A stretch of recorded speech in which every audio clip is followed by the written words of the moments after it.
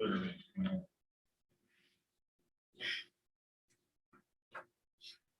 So I at least read the agenda. That's what last month. Just showed 2 hours.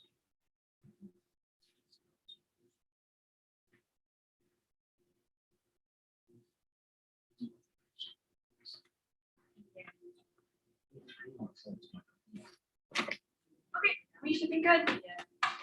All right. Call meeting to order. Any citizen comments at this point to begin? Okay, hearing none, I will go ahead and introduce myself. I'm David Seeloff. I am newly elected to the council as of May and resident of Port Aransas. I live in Royal Sands, 105 Five Dove Circle. Royal Sands is just before Cinnamon Shore, for those of you folks that don't know where that is. So, My name is Mike Dayon. I'm a full-time resident of Port Aransas. Live at 560 Bayside Drive. I sell gutters and I own short-term rental property in and around the Port Aransas area. And I'm on the planning and zoning committee.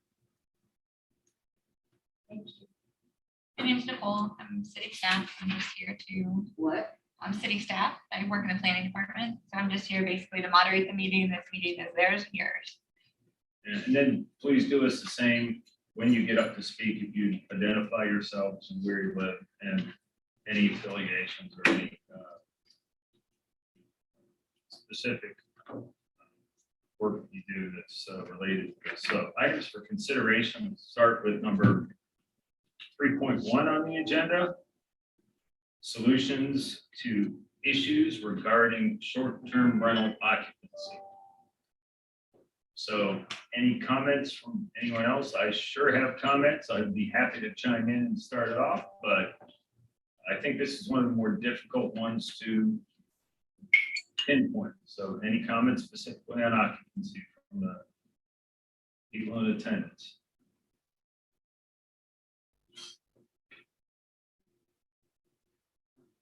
Did you say you have input? on You're it? welcome to come up and speak or just No, I speak mean- up. Yeah. Do you have input? I thought you said. I certainly do. I mean, this, like I said, this is one of the more difficult ones, I think, to deal with. I've dealt with occupancy in homes for quite some time. When you go to a residence that is overcrowded, to show that those individuals are actually staying there and they're occupants of that residence is a very difficult thing to do. You get into either arguments or, hey, we were here for a party. Okay, I'm over here meeting some friends. We're all getting here and then we're gonna head to the beach. So the enforcement side is what the difficult part. 3.4 is really the meat of this, I think, but 3.1 occupancy is really hard to do. It's the one thing that we can definitely control, but as far as You can control how. that's the point. You can say, what I'm saying here is you can control it from an ordinance perspective, but an enforcement of that ordinance and verification that people have not exceeded the occupancies where you run into problems, right? Easy to do is say, hey, it's 2 persons per bedroom, an additional 4 persons for the home, and leave it there. Difficulty gets into how do you show that those people are staying. Okay. And recently, correct me if I'm wrong, Nicole, there have been. Can you talk to the microphone? How about that? That's much All better. right. So recently, didn't we start to enforce some of the IPMC room size requirements and therefore, no? So that didn't change density or occupancy in any way, shape, or form? Occupancy is still, it's written by city ordinance, it's 2 per bedroom plus 4, unless you've got a house that's 3,250 square feet, and it's 2 per bedroom plus 6. So that's standard. And then prior to that, so it used to be to where children did not count, Correct. Anybody under the age of 12 didn't count. but now they do. Now every person that is a person counts as a person. Okay. So different from like an airline where if it's a sub 2-year-old, they don't count. Correct. Ladies, go ahead. Hi, yes, my name's Katie Sawyer, 1234 Ross Avenue. I have a question about 3.1. Does that entail parking availability per occupancy? No, it does not. No. No, this is Based on simply the numbers. number of people. Okay, The parking's the next one. okay. Now, the so- one thing that we can't do is that on this one specifically, we can look at rental ads, for example, and verify that what is listed as occupancy on an ad matches what the city has. And This new, That's a this new possibility. company that's coming. And in those is gonna new be able to do software that. companies, many of them do that, okay? So you will see, for example, Nicole, where you have a specific number listed So right now we on do. city records. City staff will check, VRBO, Airbnbs, and where we can compare those to correct addresses, we make sure that they only have the occupancy listed as what they're allowed to have based on their number of bedrooms. We can only do this in a very limited fashion. I was gonna say, it sounds very labor intensive with no It's labor. very labor intensive. Thankfully, we are demoing third-party software companies that'll go out and scrub that automatically and find out and pull in that information. City council should be deciding on Thursday which one of those companies to go with. That should be starting January 1st. So these are just like Nicole said, web crawlers that go out and look at multiple different locations where anyone could have listings and validate that information. We're just enforcing it, that number of people are staying there. Nicole, to your knowledge, have we ever had an instance in the city of Port Aransas where we have issued a citation for occupancy violation? It's almost impossible for us to enforce So that was my Because- initial point. because the number of occupants is not the number of people that can be in the house at any given time. It's the number of people that are supposed to be sleeping in that house permanently. So if you go to a house and there's 40 people in it, they're allowed to have 40 people in it. They're not allowed to have 40 people sleep in it. And How do you? you prove get that? into some I types just don't think there's any way. I can't see any way that can be controlled. What about businesses? So an actual business does have, for example, a fire code occupancy. Sure. So a house is gonna have a fire code occupancy. It's gonna be pretty, it would have to be set by a building official or a fire marshal to tell you if that's not legal to have in a house. But is the house while it's being rented officially a business? It's It's a not. resident.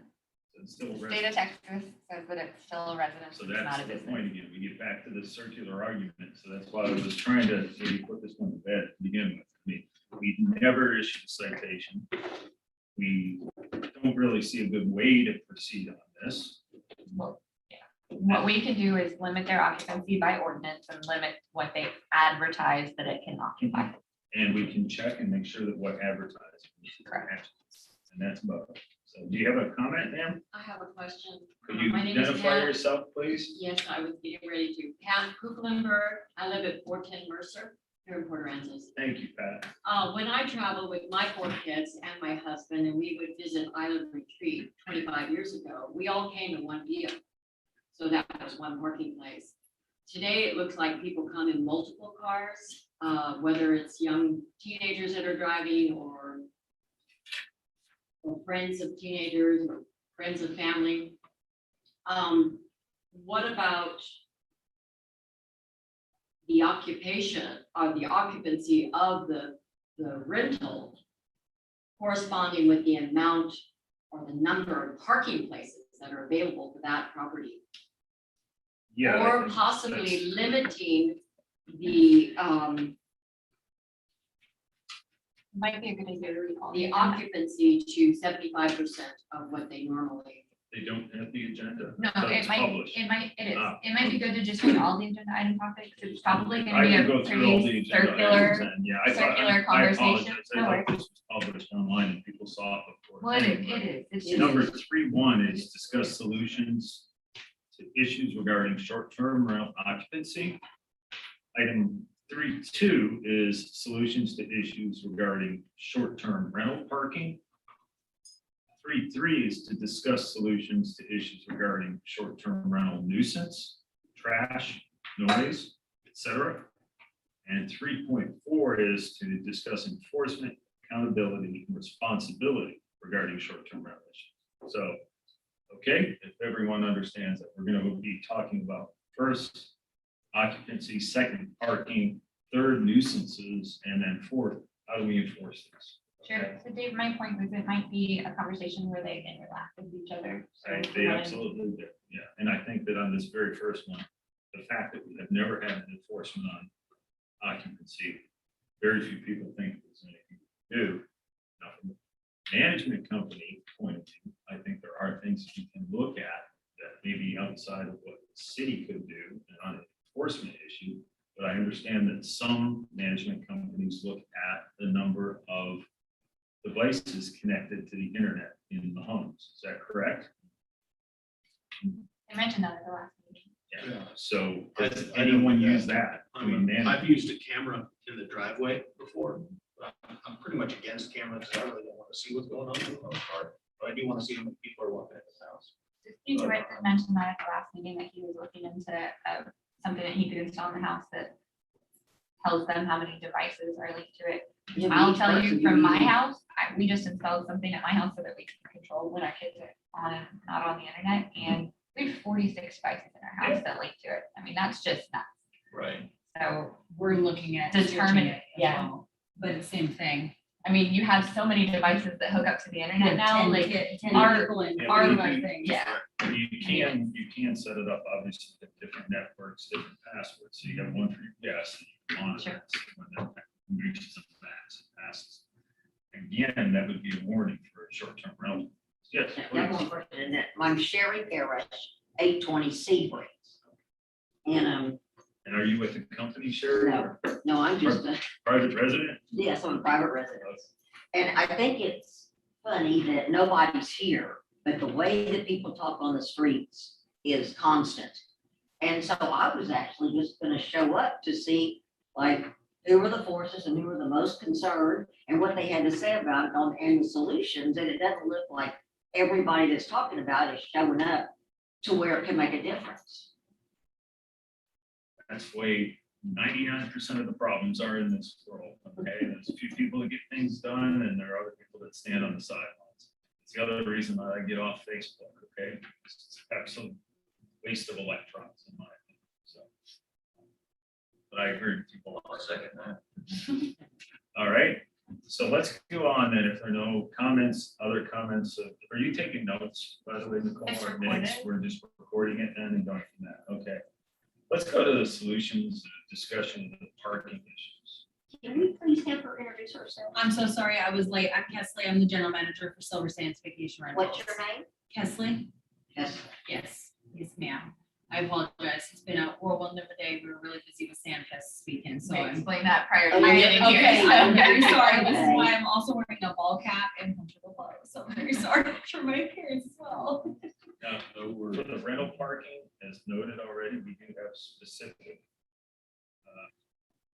regulations on, it is required that we have one. So the regulations that we have on parking are not short-term rental specific technically. So how it works is anytime a new construction house, a house is built under new construction, they have to meet our parking regulations. If they're in a zone that allows short-term rentals, they have to meet one parking space per bedroom.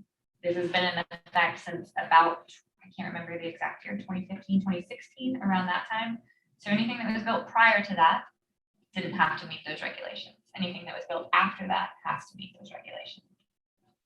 So anything prior to 2015 is grandfathered in. Ish. It's, right, correct. Now, if they want to do something like add a bedroom, then they have to bring the entire thing up to current parking code. So if they've got a 3-bedroom house and say they're converting their garage, if they're able to a bedroom, they have to then show that they have 4 parking spaces. So like a new construction home.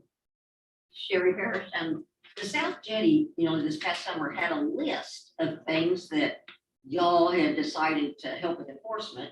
And then it was supposed to go to somebody else for an okay, but for approval, but I think that's still bouncing around, like the height of the house going from 35 to 25, right? Is that, That or was 27? changed. That was changed. Yeah.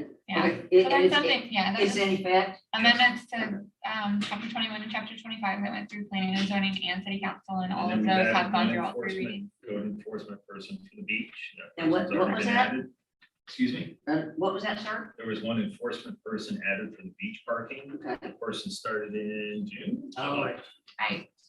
That person Is that started the one where the 490 something tickets ago, so. Is No that the kidding. one where the Oh, right. have to park like this? and No, say ma'am, like- that's, No, they're still working on Okay, that one. That one is still being underway, but then we've also approved the addition of another code enforcement individual specifically. My comments have been on weekends. But again, one of the things there, just since this is more or less of an open discussion, is, how do we coordinate that with policing activities as well? Because just sending a code enforcement person out to a residence during a holiday or during a problem when a period of time when they're having problems at a residence is going to be difficult. Okay, they're going to walk into a hornet's nest sometimes. So what my ideas are to somehow coordinate that with our policing activities so that there is some peace enforcement officers that are associated with that. I personally have no idea somebody can enforce that. Anybody? Enforce what? Opinion, to go around and make sure there's so many in it and make sure there's parking spaces to match the deal. Parking spaces is pretty easy, okay? Parking's Because easier than counting inside. that's, in What's fact, the what? Parking's easier to count than people inside the house. if you Yes, see right. people violating parking, that's something that can be enforced. And then I think that could then lead to further checking on the residents, And right? see, like, okay, and then like, when you talk about parking, I mean, there's a new one that went up on 11. And I'm pretty sure that's 5 bedrooms. So there's a Can garage you tell me where on 11? Uh, Look, I mean, just, not too far down from G. okay, so that, the tall house, What? like a Yes, tan, black and white Yes, that house, one. okay, it's 90611. right. Do you know how many bedrooms it has? It has, I believe, Does it have 5? Okay, because I guess what the parking is that 2 are in the garage. no ma'am, so that doesn't, that, and I apologize, so I'm part of the plan review process. So they have 4 parking spaces across the front and then 1 stacked on the side. So they have not gotten their certificate of occupancy for that house yet. They don't have that final parking space put in amongst some other things that need to happen. But we do not count garages as parking spaces because in our opinion, most of the time, those garages get locked. It's for the owners to use and not for the short-term rentals. Okay. But And there's they, 5 there, huh? Yeah, but again, that's something that can be easily checked by code enforcement folks, by short-term rental companies. That's something that can be addressed. So when Johnny There's comes over, another question from I'm the sorry. gentleman behind you. He's been raising his hand. I'm sorry. It's okay. Good evening, my name's John Linskog, and I own a unit at Sand Hill, 1833 South 11th. Also on the board there, and I'm a developer building a small project out by City Shores. Mhm. Seems like some of the problem is not knowing the names of the people in the units and the number of cars and all that information. And I think it could be a simple solution to start a QR code system instead of the sign that you all want to have on the second floor with the management company.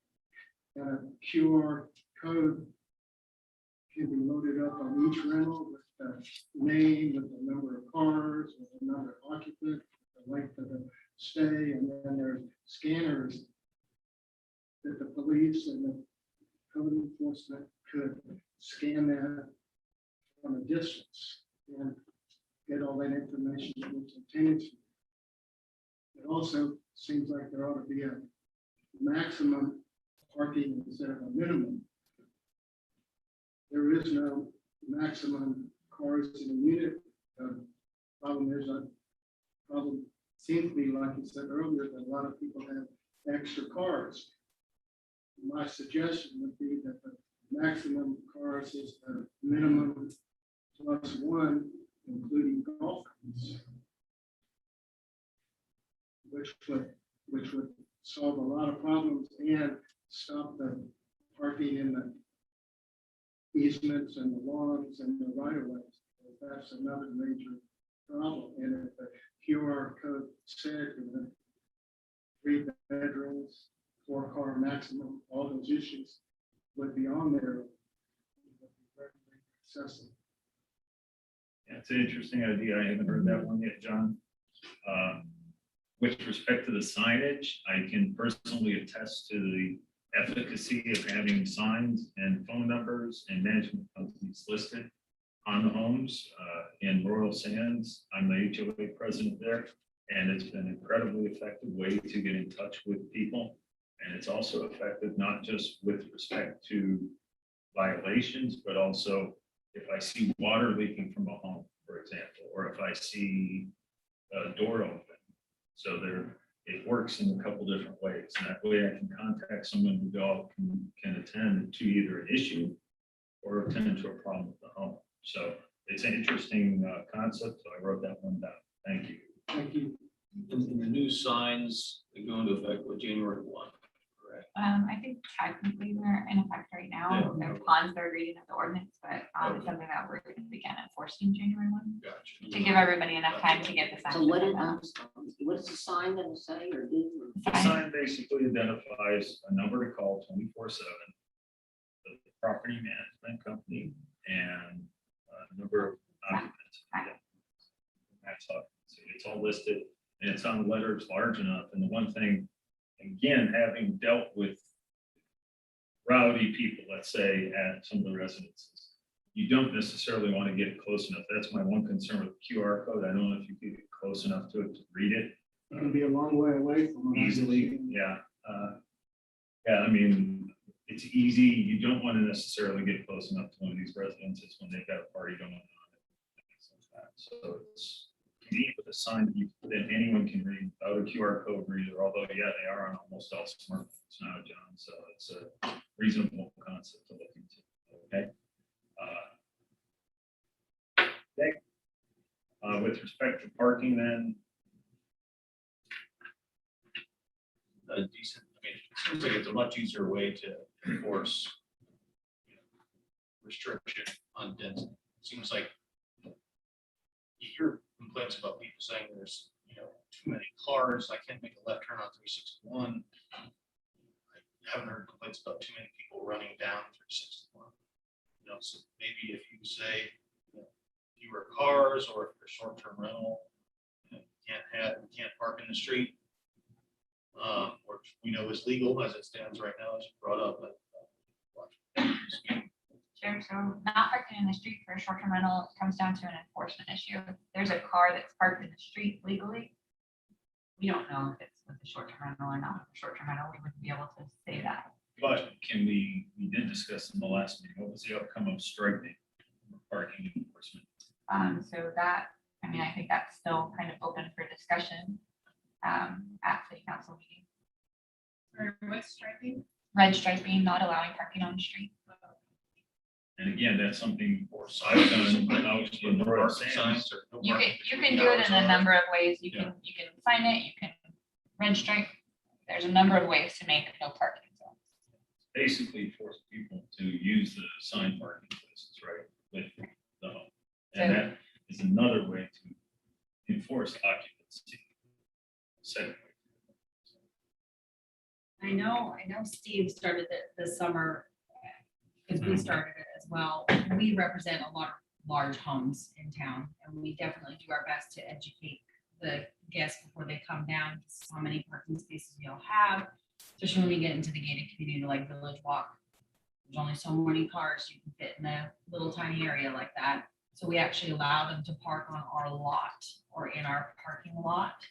At their own risk, of course, but I think Steve is letting people do the same thing on his lot as well, trying to. So Village Walk, if I'm not mistaken, they allow two cars.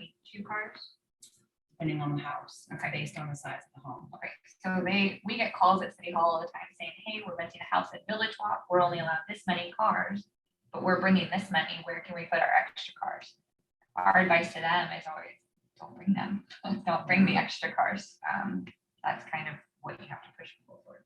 Does that steer anybody towards the beach? Just go get the beach permit and leave it there overnight. I would be nervous to leave my car at the beach at night. I don't know anyone that, yeah, no, we don't recommend that. We just tell them they're more than welcome to park on our empty lot beside us at their own risk, but The lot's probably not gonna be enough forever.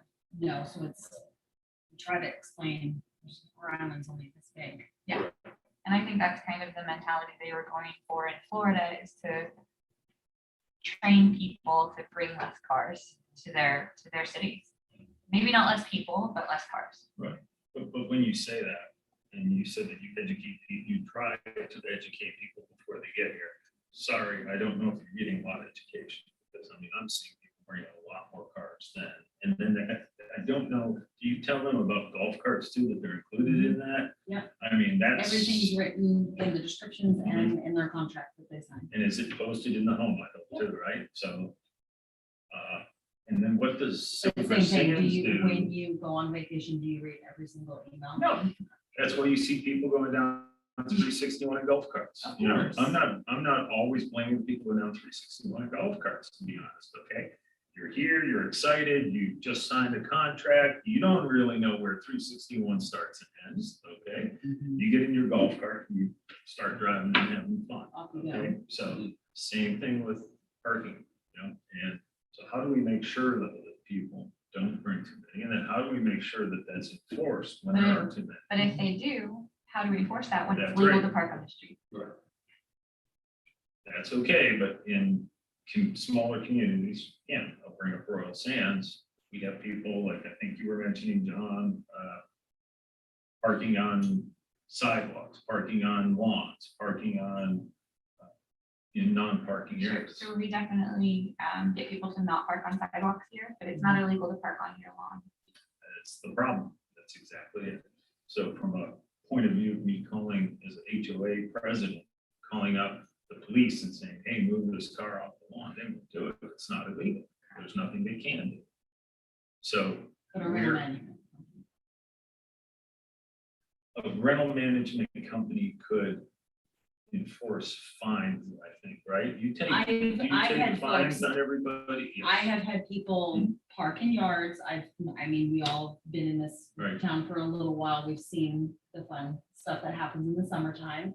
And all we have to do is make a couple phone calls or go knock on the door and ask them very politely, hey, listen, you know, they have irrigation. Mhm. That's the big thing. If you run it over, you're gonna be responsible for it ultimately. I wouldn't want someone to park in my yard. Right. So generally, if we just ask them nicely to move their vehicles, they will. Right. They really will.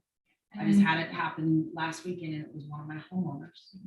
I drove by and I went, oh my goodness gracious, there's so many cars here. And I got my homeowner, I said, you still gotta move your stuff. And that just, in some situations that you as HOAs and property managers have more ability to do They do. enforcement than the city. And that's we can why kick them out. Correct. the deposit ever. Have you ever withheld someone's deposit? for not Oh, parking yes. On lots? Fines, All the time. all the time. Okay. So there is a point where rent management companies can be more effective than the police Oh, department, right? yes. Because there is not any civil penalty for parking on it. It's not illegal to park on a lawn, but it is against the rental agreement to park on a lawn. We try really hard not to involve our local police department unless I absolutely have to. Any other comments on parking? Yes, go ahead. With involvement from the HOAs, you could get them to pass rules for their property, no parking in the grass, no parking except in a. Yeah, we have those rules, but the enforcement's the difficult part. Some HOAs don't. I mean, ours doesn't have those kind of rules. And again, the renters should know there's a maximum number of cars. There are no maximum number of cars in the ordinances and all these things. There's only a minimum number of spaces. Is that true or not? I guess I'm confused by when you say a maximum number of cars. Well, like the ordinance says 1 car per bedroom. It doesn't say you can't have 5. and 3 No, it says bedrooms. one parking place. per One bed. park, Yeah. so So somebody come with 5 cars to the 3-bedroom place and they're gonna park illegally in the drainage ditch, in the landscaping, etc. But parking in a drainage ditch, parking in landscaping, parking on the street isn't illegal. Well, it should be, and I would also propose banning parking overnight on the streets, you say from 11 p.m. until 7 in the morning. That was brought up, right? So That that's would one solve some possibility. issues also, but I Signage really- that would create specific times that would ban parking between the hours of midnight, 5 a.m. or something like that. What about, who goes around actually, Nicole, and looks for parking violations? So it's really on a complaint driven basis. Most of the time when we get calls about parking, it's, or get people send us pictures, it's a lot of cars on a property, but not anybody that's Who illegally do they parked. send it to on Saturday night? I mean, they'll still send, I get texts all the time. I know Carly gets texts all the time. But how does people know how to send it to you? How do people know what Carla's phone number is? Right, I mean, that's just a general, we get emails through the city website, we get, I mean, we don't get a whole lot of stuff on weekends. I don't know if the police department gets calls like that. Typically, when we get those during the week, or when we're following up on an email or something over the weekend, it's a lot of cars, none of them are illegally parked. And personally, I think that's one of the bigger problems is the ability to get in touch with people on the weekends. Sure, so that short-term rental software that we're talking about also comes with a 24/7 complaint hotline and an online form. So they'll be able to make a phone call, talk to a live person 24 hours a day, 7 days a Who's week. monitoring that? The company is. And then they're going, how are they gonna contact? So they the city? have, and they'll go through this all at the city council meeting, but they'll have kind of a chain of how they handle phone calls.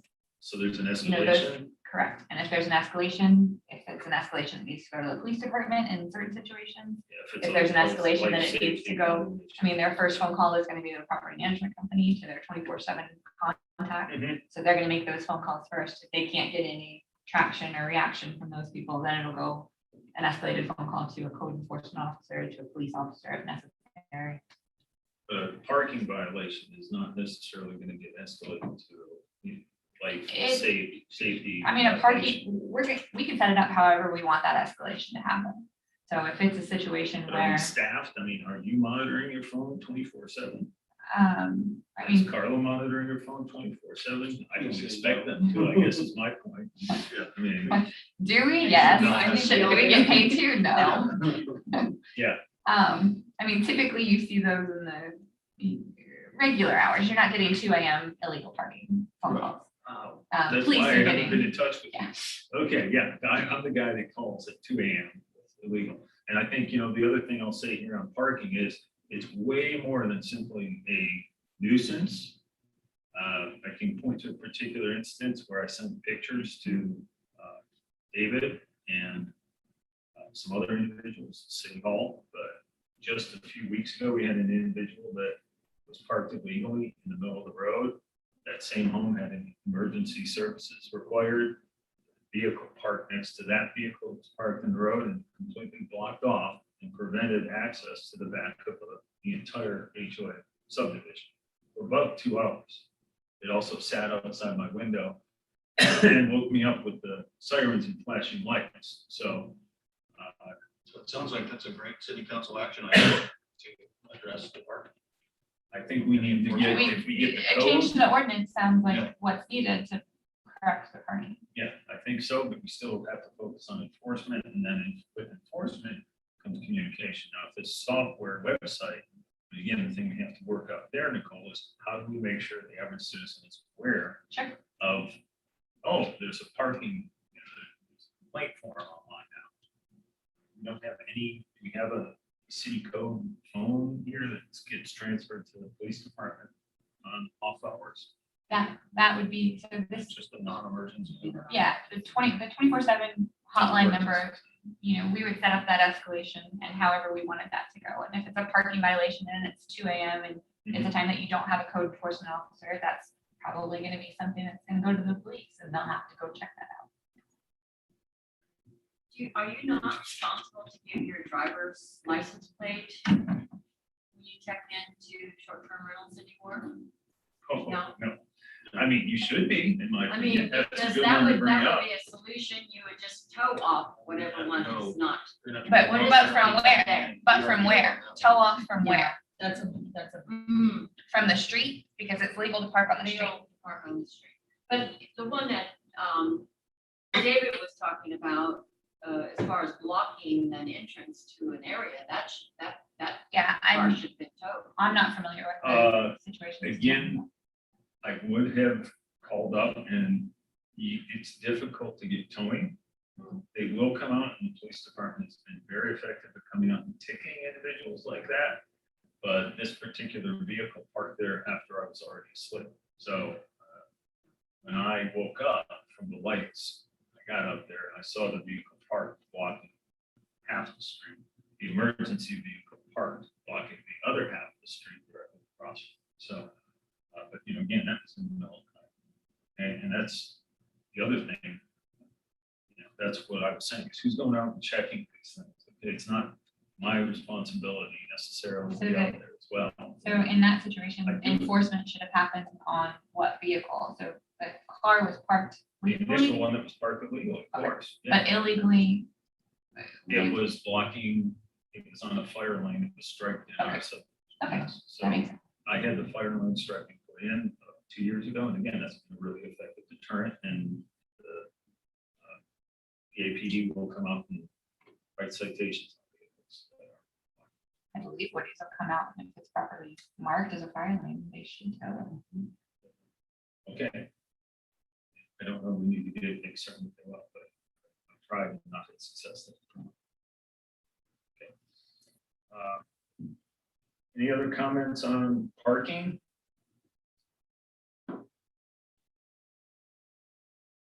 So what I've got here so far has been discussing like a QR code system, where it would list what parking is. We also have parking occupancy, but not parking listed on the sign, right? But essentially, anyone parking on a street is legal. What we're looking for is possibility of either striping or times where parking is not allowed, correct? And then someone brought up about license plates on vehicles. I have a question that makes me sound very ignorant. You're specifically talking about short-term rental zones, correct? With every ordinance brought up and striping and all that stuff, correct? That's what you just mentioned was the tough part to enforce, correct? How do you know that a car is or is not associated with the short-term rental? Even if you go with license plates, for example. Yeah, I mean, how do you know that that person's not? So, by way of an ordinance, city council truly want to decrease density, we might have to just say nobody can park on the street.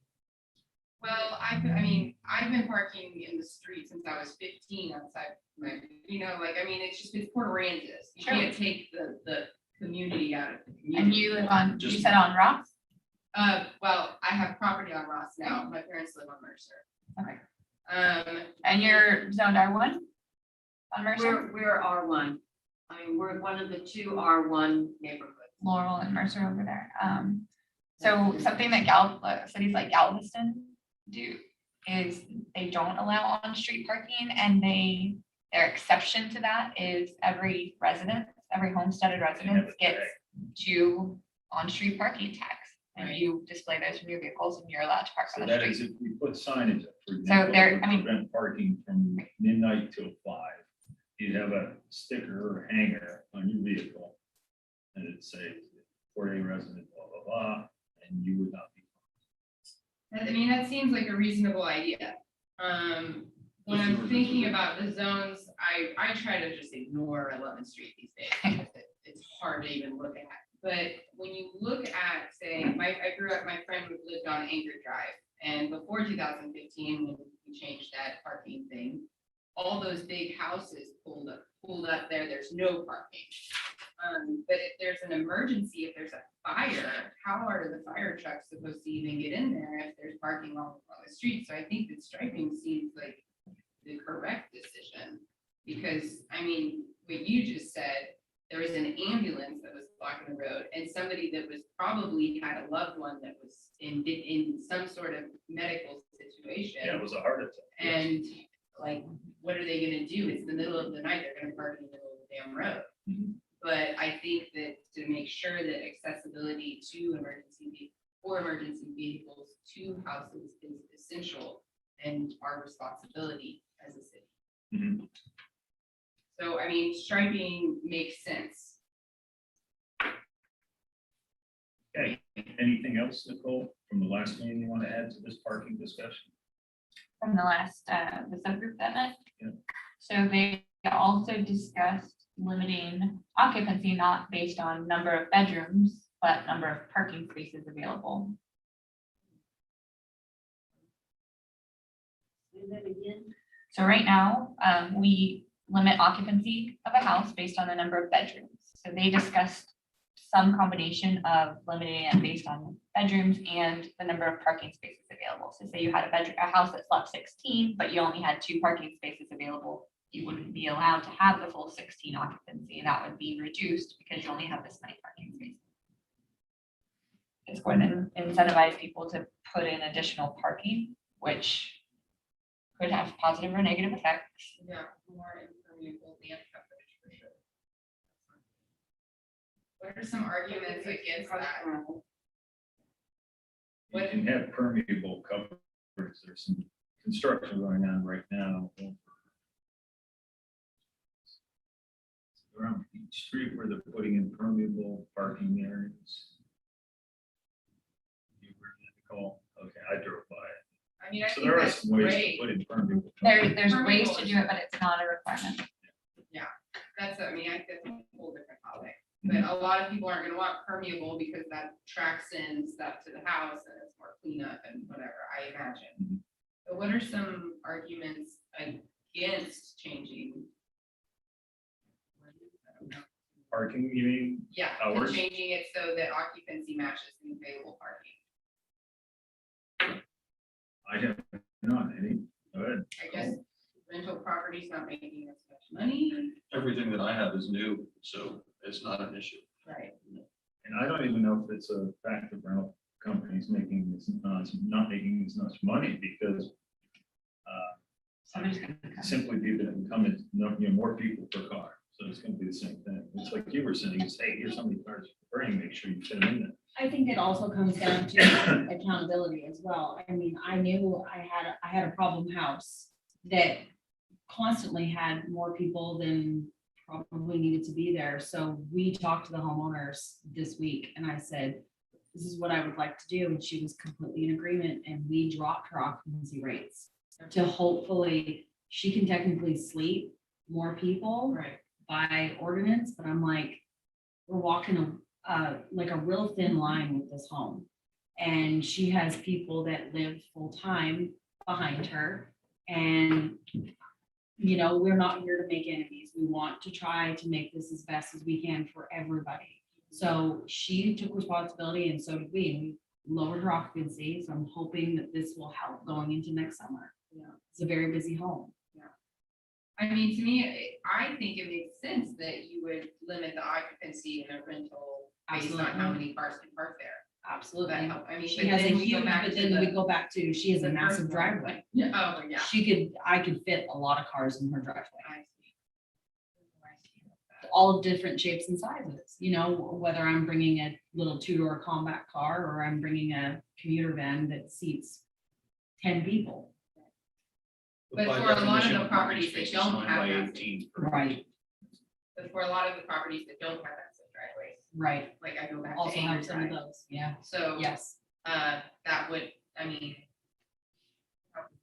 So a big problem, and I think that you guys probably see this too, is you might be doing the right thing, your property owners might be doing the right thing and saying this house sleeps 10 people. Right. But they're gonna say, we can probably sleep like 4 more extra people in here. And I will say from a property manager's perspective that we don't want that. Nobody I wants do not want 10 cars in front of my house. I don't want 16 people in a house that only sleeps 12 or 10. Because it costs you That's- money. This costs, it creates a really bad ripple effect, these folks are sleeping on couches and or whatever the case may be.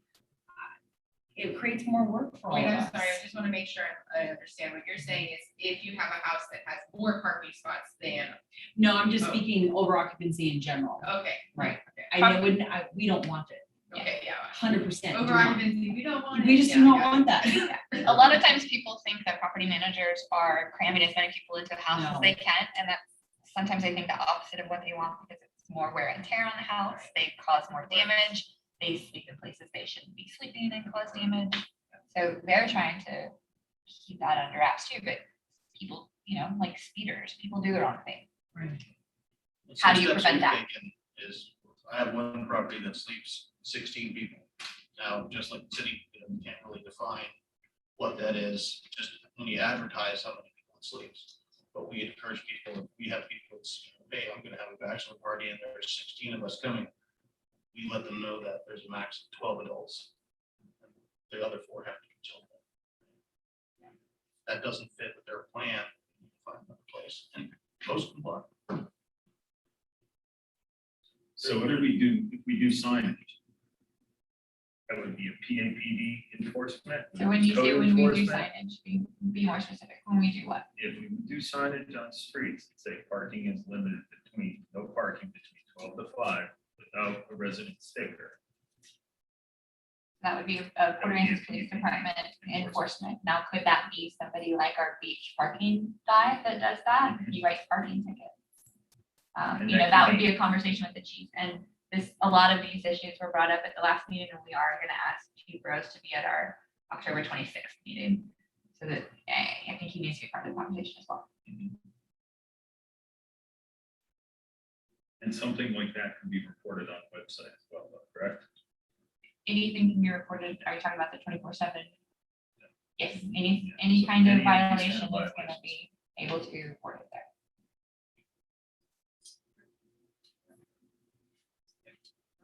Any other comments on parking?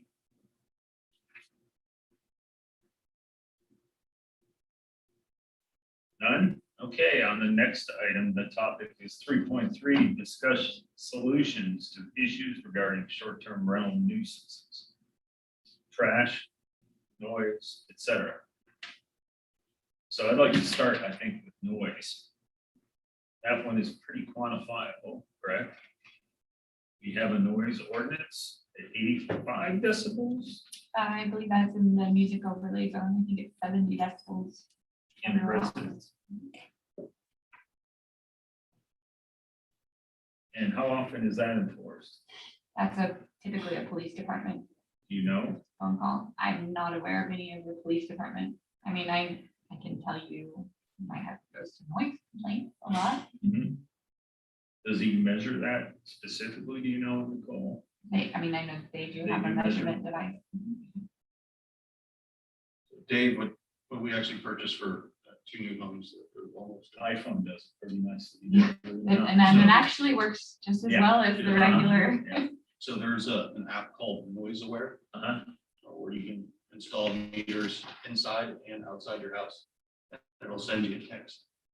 If the noise level exceeds that, and that's just one way of not being on site with your iPhone as a manager, short-term rental. Getting a quick heads up that you might need to go drive by that. So that goes only to obviously management companies, right? Correct. So, and then you folks are monitoring that. I haven't implemented it yet, but the moment the 2 houses in Old Town are done, I will. And is that applicable to the beach as well, then? What? Noise ordinance. The noise ordinance is citywide. Any other comments on that one? You're doing the same thing? Basically, it's a complaint. Driven. It's a complaint driven, so you don't have anything automated that comes in. Not yet. What we've done is, we always try to forge a pretty good relationship with the neighbors. Let them know that, they're gonna be the ones who notice it first. If you feel like it's too loud, shoot us a text, give us a call. And lots Obviously, of eyes situations- and ears all over the island, Right. and they'll Yeah. let me know. What do we do in situations though, when the neighbors are also short-term rentals, right? And that's why. In those I mean, cases, it may go on. Specifically, I think this is an longer. important thing to think of, because we want to make sure, I know that there's like this adversarial relationship, and I certainly don't think it's. Well, I mean, we are trying, my whole point is to make it more enjoyable for the citizens and for the renters. You don't, the short-term rental companies don't benefit by, like you said, having too many high occupancy. They don't benefit by having wild bachelor parties, right? Because that just dissuades their neighbors from coming back to Port Aransas. Well, and I will say, I mean, we do on big weekends, 4th of July, Labor Day, any big peak weekends when we know that we're sold out or we have really high occupancy rates, we will drive around the island at nighttime. And I'll put my eyes on certain neighborhoods, Royal Sands, Mustang Royal, things of that nature, Banyan Beach in town. We do our best to keep an eye on them. And we have on call, we're 24 hours a day, 7 days a week, 365 days a year. And you've called me back frequently. Yes, so we do our best, but I will say, we do have a lot of eyes and ears on the island. And I'll get messages or calls all different times of the day, Christmas, it doesn't matter. Just with concerns or whatever. Yeah, I'm sorry, I apologize, I interrupted you. No, what I was gonna say is, we've actually found it effective to where short-term rentals will actually tell on other short-term renters. Okay. In particular, I've got a house in Ethan's Landing, they're all purchased and still homes. Houses are close together, and the noise just carries. So if somebody's just playing their music a little too loud, you got a family of 4 trying to go to bed at 11 o'clock next door. Yeah, we get complaints that way too. I mean, when you go on your vacation, you don't go on vacation and listen to somebody else's music. So I don't necessarily think it's just a problem of a long-term resident versus a short-term. Yeah, okay. And if while you're cruising at night and you see a problem at his residence, would you report that as I well? would, absolutely, and I would hope that. Is that something that all short-term rentals do? Well, I can't say that, but I would say, I would hope that we would all help each other with that. That's that what would I'm be a getting at too, because wonderful- I think we have too It many becomes an image issues problem to. if we're known for. That's Person. exactly right. I Yeah. mean, Mhm. 100%. I would hope that someone would call me and say, you have a problem at this And the house. enforcement of the signs, and the sign will likely help them. So can we get an agreement with the rental companies that they'll all do that then? We would 100%. I think that's an important part. Pretty easy solution, but you probably don't have to write an ordinance for. No. You Another, can't write an ordinance for it. another discussion, at the first meeting that we sat through was to hire private security, to have a buy-in for each property rental company, and to have that similar to how they drive around for UT, Right. and have somebody just drive around and be a presence throughout that, maybe the summer months or the busy weekend. Out of how many And- properties? They had what, 400 homes or not? That, I think in Galveston, they only had somewhere around 400 sign up for that kind of program. It's a voluntary, it wouldn't be city involvement at all. It would be between the property management companies with the self-managed companies, but to buy into that and to have those guys drive around. Have you talked to anyone else in the STR management community? Are they in favor of that? Of what she just Private said, security, yes. I haven't had that discussion with anybody, no. And I think that's a pretty big discussion to have with Chief Rose also, and how that would work together, because you don't want somebody, not a police officer, doing anything like No, but the very fact they have a security on the vehicle going around, it could be uniformed, it could be off-duty police officers. Could at least provide eyes and ears and then communication with the police, right? Right. Police are the final. And sometimes you just, when you're driving down the highway and you see a police officer driving next to you, you drive a little better. So sometimes And if just you're having in a that presence. community and you see a car go through with. Right. You can, I think it's a great idea. But again, that's something that probably the city could not be involved in, and they would have to be. What do they do in Sun City? They've got volunteers there. Cruise. They do. Some local volunteers. People on Facebook that you were talking about the complaint, yeah, you can just give them, Put them in a car and have them call some phone numbers on the car. Rather than get on Facebook.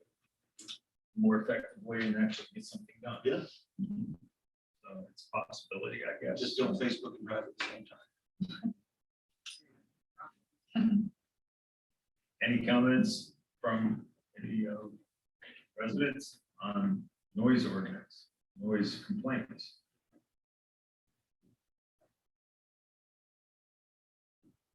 Do you happen to know if the trucks fall under that, for example, with live exhaust? They must, right?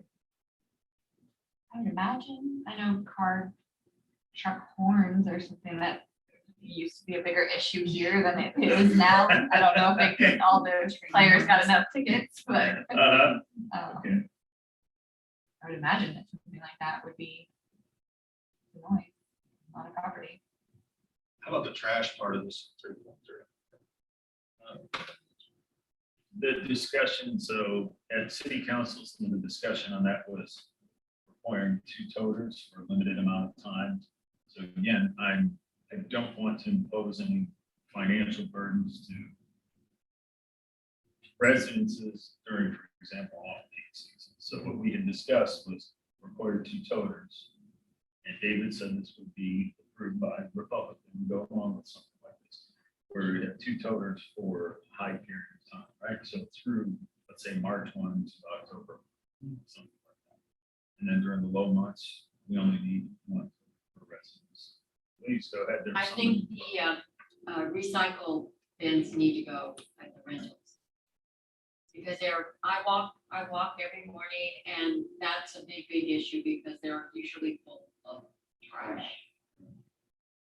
So no recycling at short-term rentals. I mean, I hate to say that, but I mean, the other thing is only 9% of the plastic gets recycled anyway, so it's a bunch of junk that gets put in there. You're exactly right. I mean, but we are working, and I'm specifically working with some local companies on aluminum can recycling on the beach. Aluminum cans are the one thing that does make sense to recycle. Everything else, correct? And I believe even, I don't know if you know, Nicole, but even the recycling bins right now are just dumped in the trash. I mean, Republic is not recycled. we get the Boy Scouts that start collecting the cans and you'd be surprised, people just gather their cans and take them to the spot for the drop off. A lot of times straight for a long I don't know that the short-term rentals. I will tell you Making that sure they put the trash out. Yeah, I mean, if they can't separate the cans from the trash and read recycling only on a bin, like, well, my wife started a recycling program in Royal Sands for cans only. We have blue barrels that are just round 55-gallon drums that I cut off at the top. She painted recycling on them. She made them very distinct and very different than trash cans. And although we get some issues, I'd say overall 90% of the material put in those cans is indeed recyclable. In the bins is recyclable cans. so Okay. maybe the issue is that it's just a blue bin that looks I exactly think like that's the part of trash. it. I think also where we've located them at Royal Sands is the pool, the entrance to the boardwalk that goes to the beach, specific locations that are not necessarily next to the residents that can easily be used as a trash can, right? So what we're working with right now, and we get approval from city, is to place bins on the beach. So we're working with the Chamber of Commerce and Keep Port Aransas Beautiful, KFAB, to put wire cages that are very distinct, like they use in some other beach communities, and use those for cans only. So we are working on something like that, but I fully agree with the comment. The recycling bins as they exist right now simply don't work. So I think we have a possibility of getting Republic in at this next council meeting. They're going to be coming in because of the issues that we have with the bridge closing down and the impact that would have on the transportation of garbage off the island during those periods. So I'll bring that up with them as well. Okay, see if it's worth it. Thanks for the comment. Any disagreements with people in the audience about requiring 2 toters for rental I think 2 toters make sense. We quickly realized the very first house we had down here was a 3-2, and we were 3 weeks in. Realized that, we basically picked up trash that we needed 2 totes, so we just got 2, and that seems to do it most of the time. So it's less so on the 4 bedrooms. On the 5 and up, we actually go up to 3. Is that brought up, do you recall, a change in number of toters at any city council meetings? I think we I said think that 2 Tim- up, 2 I think number. Tim brought it up and talked about a sliding scale of number of toters versus how many bedrooms. What makes sense, 'cause Mhm. if you just leave the bags out there, the seagulls get to it, and that's when it's really nice to pick up. Yeah. If it's just a bag, it's very easy. And from what you're telling me, even that then would be possible to just notify on the website and say, hey, there trash sitting outside on the curb at this address. And so the way we would set that up with the 24-hour hotline is the same way that Carla deals with it. When somebody calls and tells her about trash, she immediately calls the property management company, says, okay, You have 1 hour to get you up. have 1 take care hour of it. to get it cleaned up. Send us pictures or something that shows that it's cleaned up if they're not in a position where they can drive by and look at it. If it doesn't happen, then that would be an escalation. Citation. Mhm.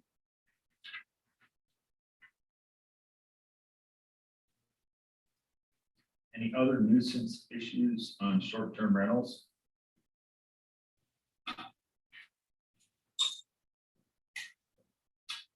I mean, heavens, we made a joke about buying our own trash truck. For the summer months. I But know. you could- But you can join I in. know. No, just for. Private trash just- company. Yeah. Yes, The other thing just is. to stay on top of Republic- it. and Maybe they'll speak to this. They're encountering similar capacity constraints like so. Yes. Shortage on labor, can't get trucks. And Make it that's why, parts. so my Parts. recommendation to them, and David is working on this, is to have TCEQ recognize our landfill as a transfer station. So, for example, trucks could go dump at ours and then just make trips in the city, right? Right. And fill up large roll-offs. And then one roll-off would go back. Right, so we have multiple trash pickups. So if you go in one roll-off, minimal trips Or even an extra day. into Robson. Pick up. We're In also June, looking July, at- and August, one more day in midweek. And we're also looking at,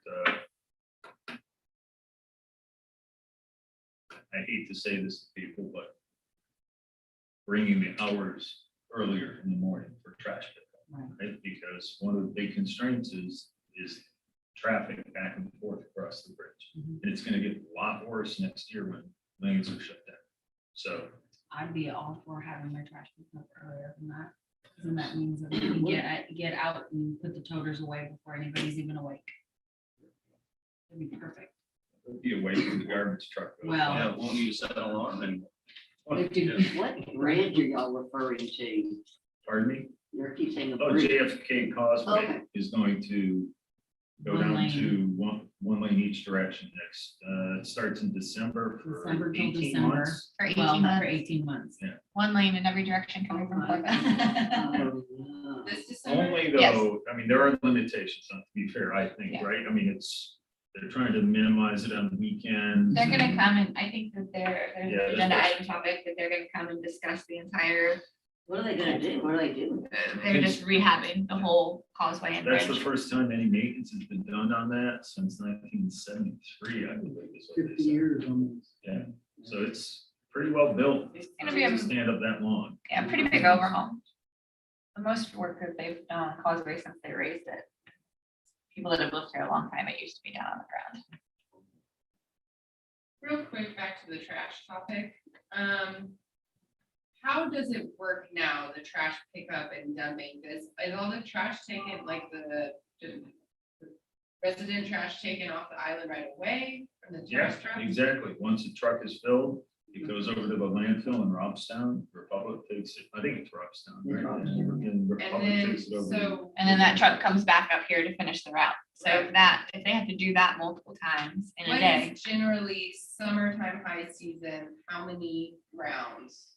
They can only get, when he came in here, I believe he said they can get it max 4 per day rounds, because it's an hour, you know, think about it, that's the Robstown, that's at least an hour over there. and that's if traffic is Dump it. perfect. Yeah. And that's a On traffic. Saturday, they can't get that many. They can maybe get two. Or if That's your why- truck doesn't 2 to break down. 4 rounds. That's why I think the real solution is to get a transfer station here. And that would allow us to have multiple trips back and forth to the transfer station, have roll-offs, and make single trips. Real quick, So before, what happens hold on, with I'm that just trying to trash? understand, how many routes are there? Are there 2, how many routes are there on the island? 3. So there's a, So it's 2 to 4 trips per route for 3 routes. there's one Per truck truck. that comes out, sometimes 2 during the summer. Okay. Everybody has 2 trash days. There's 3 different versions of that. Nobody gets picked up on Sunday. So you've got I don't remember, Wednesday, Saturday, Monday, Thursday. Tuesday, Friday. Tuesdays and Fridays. Thank you. That's what. And so one truck typically comes out, does part of the route, fills up, takes it back to Robstown, comes back, does the other part of the route, fills up, takes it to Robstown, comes back. And it generally takes 4 trips to do 1 route.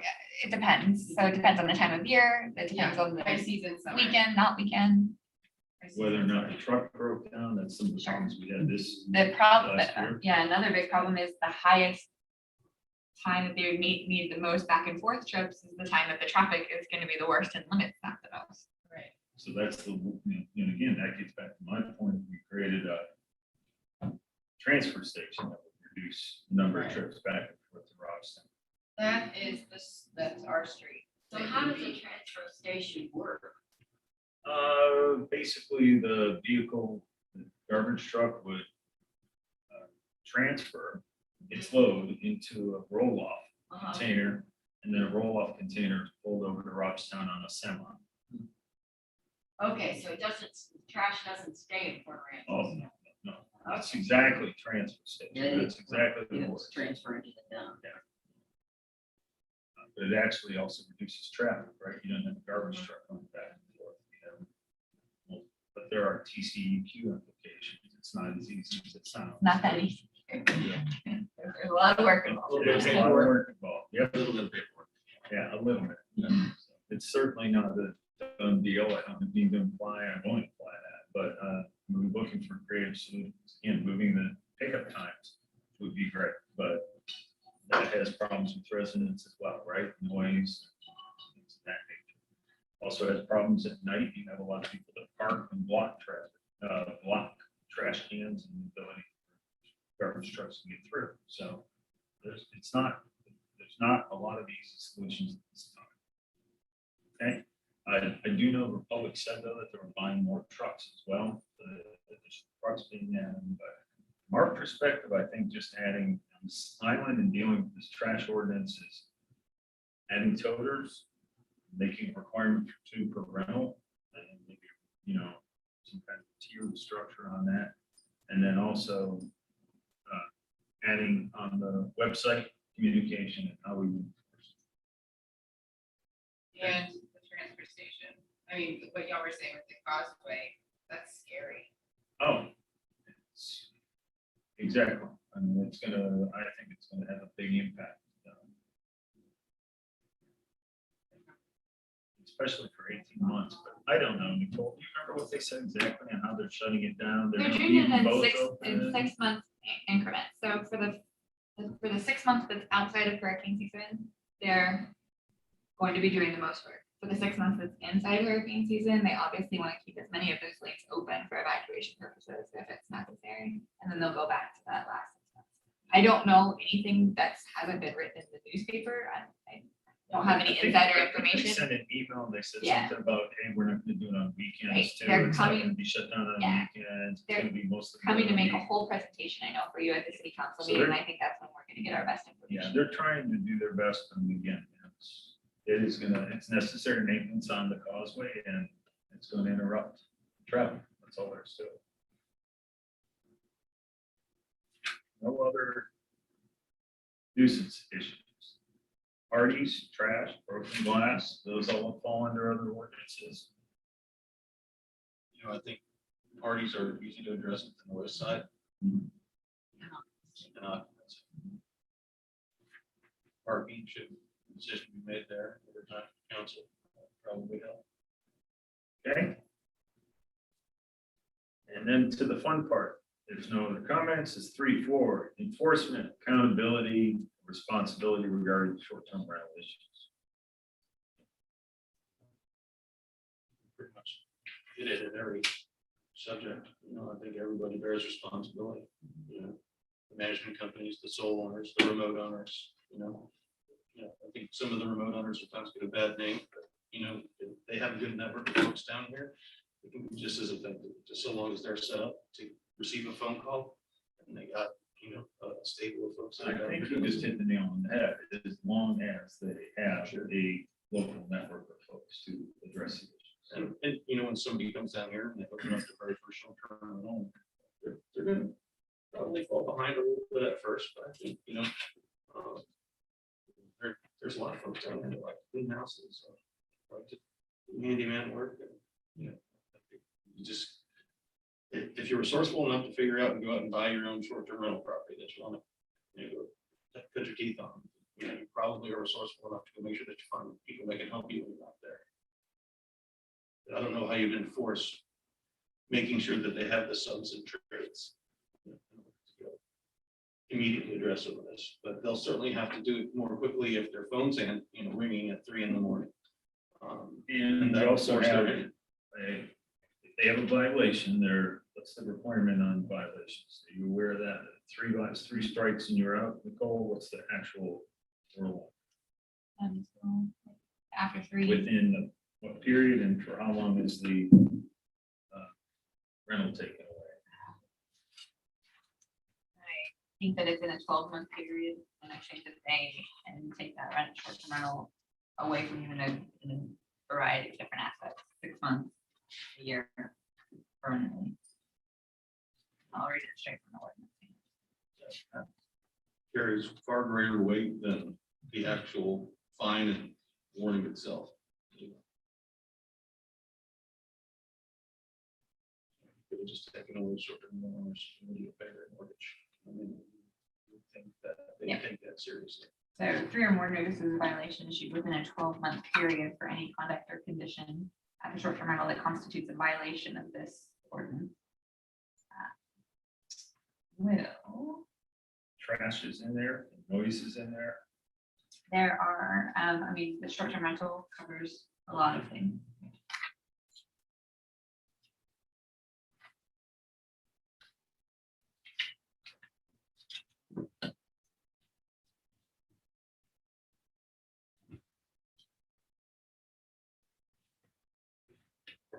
Yeah, and it just says a permit may be denied, suspended, or revoked for any of those reasons. It doesn't list a time with that.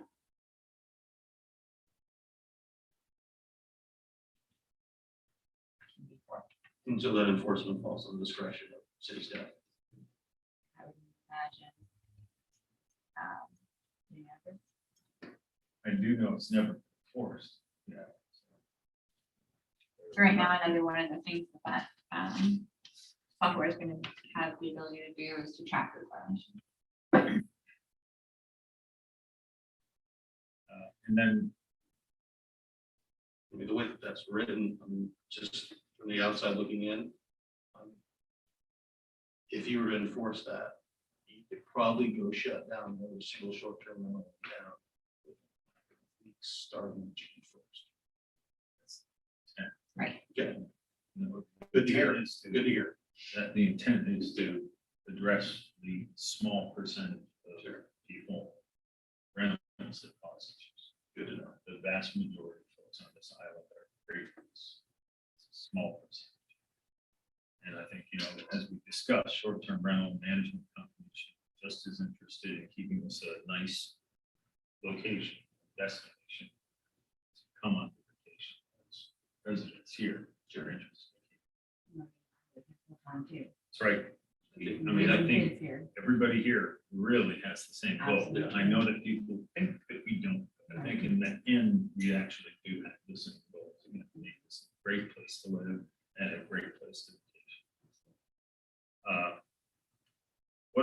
short-term rental companies, what can and do you do? You said you go around and you have regular schedules on that? Can you coordinate schedules between your companies so that you're covering, for example, different neighborhoods at different times? That's something that we probably sit down and discuss. Or if we use the security, thank you. Bye, thank you. Or if you use the security detail, I mean, that would do it as well.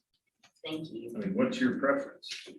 I think it's something that everybody should sit down and discuss. Right, I mean, Well, now's the time. What are your thoughts? you can mostly take it on in-house if you start. We will have to have security. Yeah. I mean, once again, the enforcement and or the practicality of how many sites. somebody's gonna be able to- Well, that's why I'm saying there's no way Silver Sands can go out and turn all of it in one night. No way. No, Okay, but if we have 5 different management companies that all work together, we can. Then you've got the, like you said, the citizen contingent. That's, I think the that's citizen something, contingent, I think you've taken some very significant steps in the right direction with the signage. And communicate back and forth with the management companies, with the owners of the house. And I think that we should help push that. Don't put complaints on Facebook, make a phone call to the management company. Because a lot of times we'll see complaints over a weekend that we ask the police, did anybody call you about this? Nobody called them about this. oh, but Nobody put it on sent it. Facebook. Nobody did this, but I posted No. about it. I mean, I think the city has already made some pretty significant strides and, enforcement actions and communication with respect to this. I think, especially with the onboarding of the new software company, you're actually gonna have the ability to track it. And so what I would say is take a deep breath and just see where this goes. I think it's gonna be pretty impressive. I think it's gonna be a pretty big deal. Yep. It's been something that we've been working on for a very long. I Then think if you it's still great have a idea. problem 6 months down the road, which you're not gonna really know 6 months down the road, but you'll know 9 months down. Mhm. And then you can start making changes. And that'll probably be another 9 months before they go into effect. But we've got a clear path. That'll be data driven, not feeling driven. Yes. And then from an STR management company, what do you folks need from the city? Don't just bitch on Facebook. Go ahead. What do you need from the city? Well, we need to make sure that you got in the work that's just as big as ours, that you're going in the same direction. Yes. They said we all have the same goal.